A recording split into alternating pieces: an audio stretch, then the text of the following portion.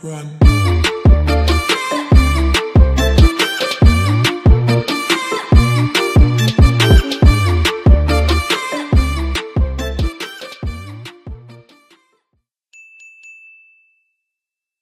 Of course, the Champions League quarter-final first leg. They travel to Old Trafford for that first leg. Interesting looking at the odds for the Champions League quarter-final, because Barcelona are clear favourites, 4-1 on. Manchester United 11-4. Sid, I'll stay with you first on this. From a United perspective, if you were looking for reasons or causes for optimism, what would they be, Sid?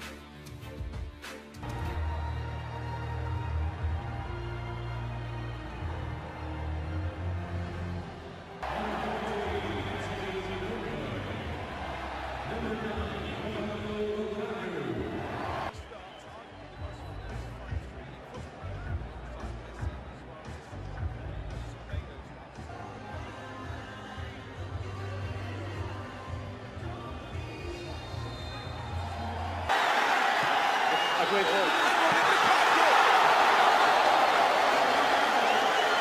That ball took a little.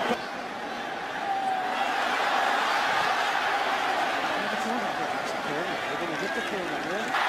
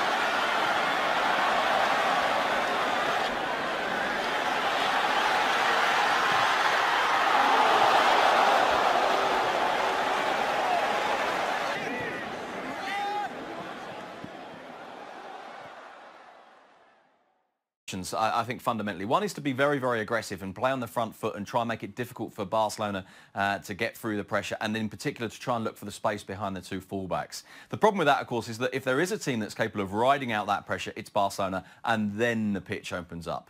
Which, of course, brings you to the other option, which is to park the bus. To park the bus, frustrate, hope you can catch them on the break at some point. And of course, particularly with the pace of Rashford, Manchester United may well feel that that's the best way of going about it. Look for Rashford in behind the fullbacks with an early long ball and park the bus. I must admit, that's what I anticipate United doing. But you know, I say that as someone who follows Barcelona rather than someone who follows Manchester United.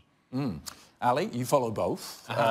From a United perspective, looking at this Barcelona team, what would be your cause for optimism for them? How can they hurt Barcelona? Well, I think that they can look at the times that Barcelona has struggled this season and how teams have made them look vulnerable. And the teams that have made Barcelona look vulnerable are those that are willing to say, you know what, we're going to absorb a lot of pressure from Barcelona. But the moment we get possession of the ball, we're going to get aggressive and we're going to get after Barcelona and we're going to test whether they can defend us in 1v1 situations over distance. We're going to test that Gerard Piqué is the defender that he is. We're going to test that space that Jordi Alba leaves wide open because he likes to add himself into the attack as often as he does. We're going to see if they can defend us in transition. If Manchester United is able to make this game about transition, that's when they have an opportunity. If it's about possession and technical ability on the ball and quality of players on the ball, this is all Barcelona all the time.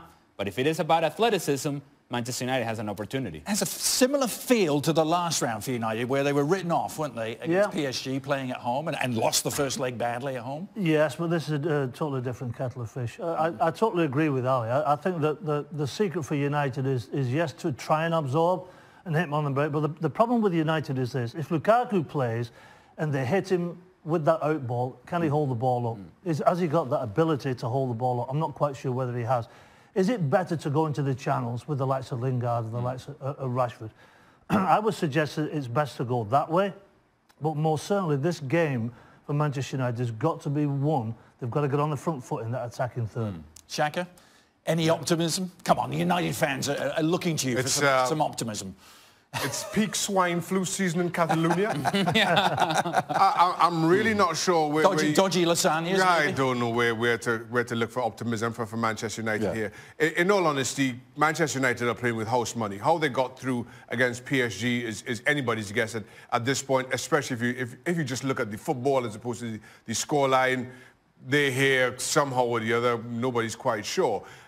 And at that time, let's remember, Manchester United were playing well, which we've not been able to say about Manchester.